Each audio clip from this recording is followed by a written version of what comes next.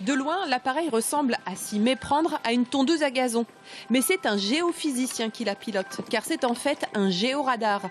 En roulant sur le gazon, la machine fait une sorte d'échographie du sous-sol. En gros, on va envoyer une impulsion électromagnétique dans le sol à une certaine fréquence. Et lorsqu'elle va rencontrer une interface type racine, rocher, objet ponctuel ou même vestige archéologique, donc le signal sera renvoyé vers le récepteur.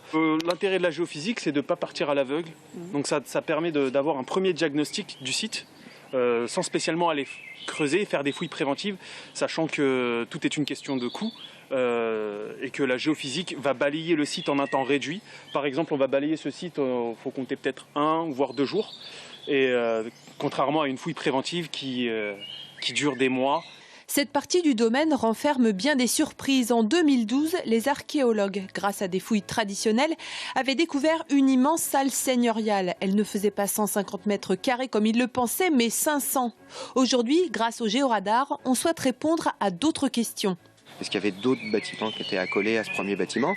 Par exemple ici, quand on pense grande salle, et ben après on pense à tout ce qui peut fonctionner avec.